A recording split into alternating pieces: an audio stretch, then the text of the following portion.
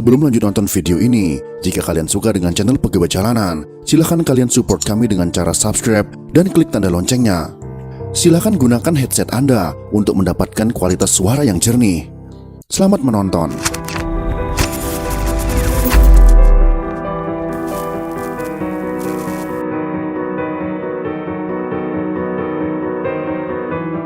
Entah benar ataupun tidak terdengar isu soal desakan warga Timor Leste ingin kembali bergabung dengan Republik Indonesia semakin mencuat. Pasalnya warga Timor Leste diduga tengah dihantam krisis ekonomi akibat pandemi COVID-19. Seperti yang kita ketahui, Timor Leste pernah menjadi bagian dari negara Indonesia. Pada tanggal 30 November tahun 1975, masyarakat Timor Leste menegaskan posisi Tim-Tim sebagai provinsi ke-27 Indonesia. Timor Leste kemudian merdeka pada tahun 1999 dan resmi menjadi negara pada tahun 2002 pada masa pemerintahan Habibie. Sebelum menjadi bagian dari Indonesia dan negara merdeka, Timor Leste atau Timor Timur tidak seperti Indonesia yang dijajah oleh Belanda. Negara yang menjajah Timor Timur adalah Portugal.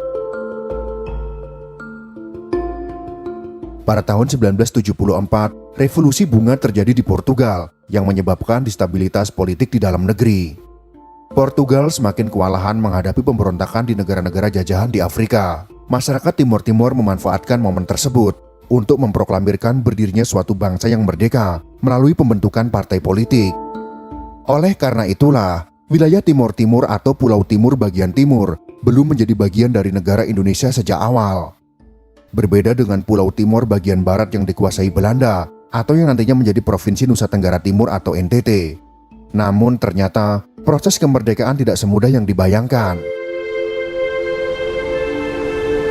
Ketegangan politik hingga fisik terjadi antara partai pro kemerdekaan dengan partai yang menginginkan Timor Timur menjadi bagian dari Indonesia. Di tengah pertumpahan darah, masyarakat Timor Timur pada tanggal 30 November tahun 1975 menggelar deklarasi Balibo yang menegaskan posisi Timor Timur sebagai provinsi ke-27 Indonesia. Pada tahun-tahun berikutnya, muncul konflik antara pendukung kemerdekaan Timor Leste dan pemerintah Indonesia serta pendukung integrasi Timor Timur. Sampai pada tahun 1991, terjadi apa yang disebut pembantaian Santa Cruz. Pembantaian Santa Cruz atau pembantaian Dili adalah peristiwa penembakan kurang lebih 250 pengunjuk rasa pro kemerdekaan Timor Timur di pemakaman Santa Cruz, Dili pada tanggal 12 November tahun 1991 di tengah pendudukan Indonesia di Timor Leste. Peristiwa ini diakui sebagai bagian dari genosida Timor Timur.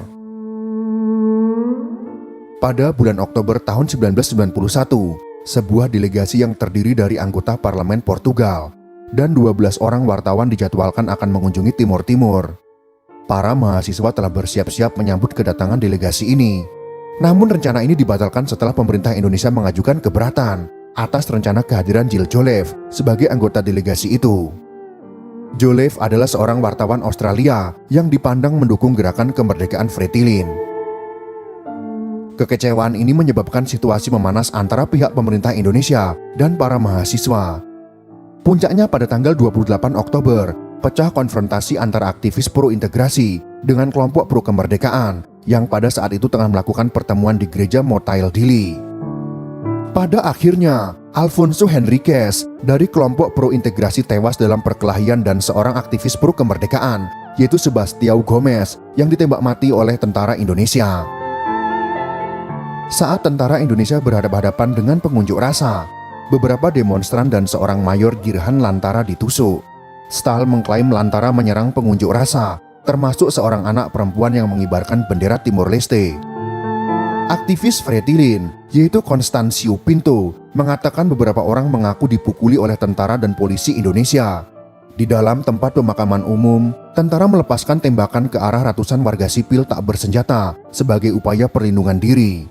Sedikitnya 250 warga Timor Leste tewas dalam peristiwa ini. Salah satu korban jiwa adalah warga negara Selandia Baru, yaitu Kamal Bamadaj, seorang mahasiswa ilmu politik dan aktivis hak asasi manusia yang kuliah di Australia.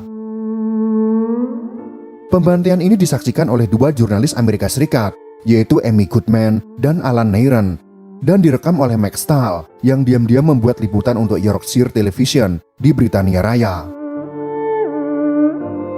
Para juru kamera berhasil menyelundupkan pita video tersebut ke Australia.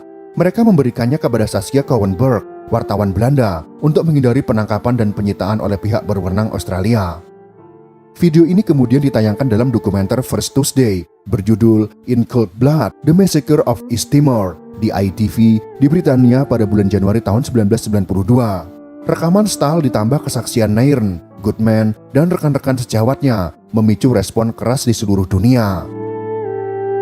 Pemerintah Indonesia mengklaim insiden ini reaksi spontan atas kekerasan oleh pengunjuk rasa atau kesalahpahaman semata. Sejumlah pihak membantahnya dengan dua alasan utama, yaitu tentara Indonesia berkali-kali terbukti melakukan kekerasan massal di berbagai tempat seperti Kuelicai, Lakluta, dan Kraras. Lalu politikus dan perwira Indonesia selalu mengeluarkan pernyataan yang membenarkan tindak kekerasan ABRI. Rekaman pembantaian ini kemudian ditayangkan di seluruh dunia, sehingga membuat pemerintah Indonesia dipermalukan. Pada masa pasca Perang Dingin, di dekade tahun 1990-an, pemerintah Indonesia mulai terus-terusan menjadi bulan-bulanan internasional.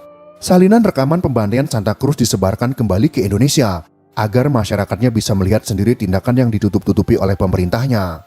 Banyak orang Australia yang merasa malu karena dukungan pemerintah mereka terhadap rezim Soeharto yang menindas di Indonesia dan apa yang mereka lihat sebagai pengkhianatan bagi bangsa Timur Timur yang pernah berjuang bersama pasukan Australia melawan Jepang pada masa Perang Dunia Kedua.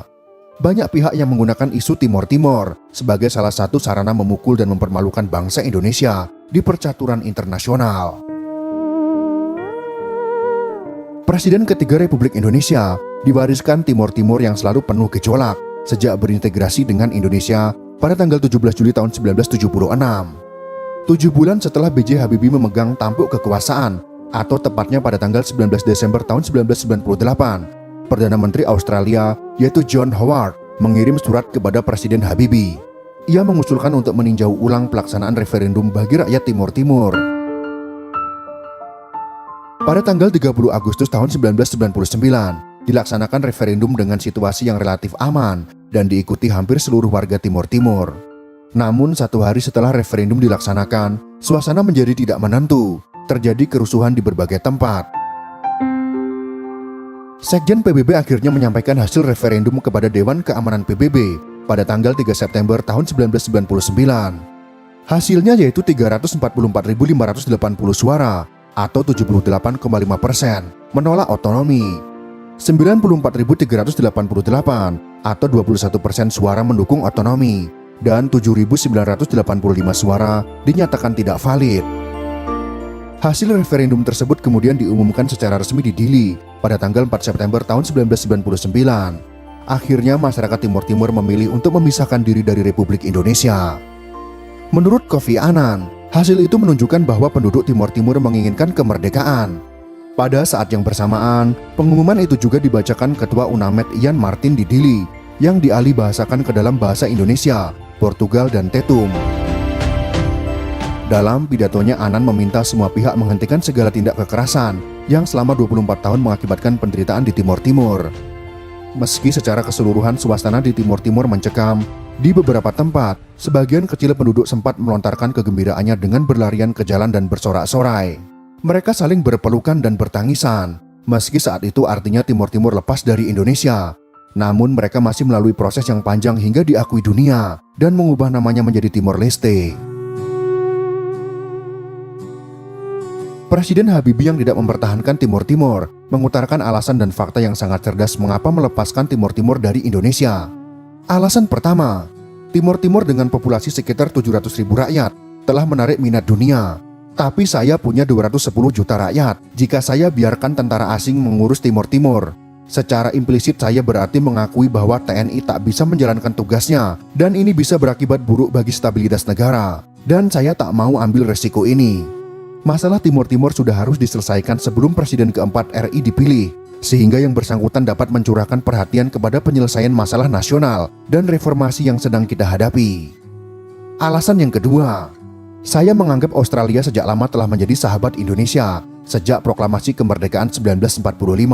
Saya yakin pula saya biarkan tentara Australia masuk ke Indonesia, saya tidak hanya akan menghina dan mempermalukan TNI, tapi juga bila Australia masuk, apapun keputusannya nanti, yang kalah akan menyalahkan Australia. Itulah alasan cerdas Habibie sehingga ia mendapat respon yang baik dari belahan dunia, karena tidak mengandalkan kekerasan dan menumpahkan darah ketika melepaskan Timor Leste dari Indonesia. Bahkan jika dilihat dari segi ekonomi, saat ini Indonesia mendapatkan hal yang baik dari Timor Timur. Kini Timor Leste butuh pembangunan di infrastruktur. Alhasil tender pembangunan di sana dimenangkan BUMN Indonesia. Dengan hal ini Indonesia diuntungkan, karena sebagai negara merdeka, mereka tidak memakan dana dari Indonesia. Bahkan mereka mengeluarkan dana untuk keuntungan di pihak BUMN. Dan apapun yang dikirim ke Timor Leste sekarang menjadi ekspor dan mendapatkan keuntungan devisa bagi negara. Saat ini Timor Leste yang diperkirakan berpenduduk 1,4 juta jiwa dianggap sebagai negara termiskin di kawasan Asia Tenggara. Negara kecil ini dinilai belum mampu mencapai kesejahteraan meski telah lama merdeka dan memiliki ladang minyak yang berlimpah. Berdasarkan laporan Index of Economic Freedom tahun 2021 yang dirilis oleh The Heritage Foundation, Timor Leste memiliki skor terendah di antara negara Asia Tenggara lainnya, yaitu 44,7 poin. Sedangkan Indonesia memiliki skor indeks kebebasan ekonomi sebesar 66,9 poin. Nilai itu menempatkan Indonesia berada di posisi keempat di Asia Tenggara. Itulah sekelumit kisah tentang konflik di Timor Timur atau Timor Leste dan alasan cerdas Presiden B.J. Habibie melepaskan Timor Leste. Jika kalian suka dengan video ini, silakan berikan jempol ke atas. Dan jika kalian menganggap video ini bermanfaat, maka bagikanlah untuk teman-teman Anda yang lain. Terima kasih sudah menonton.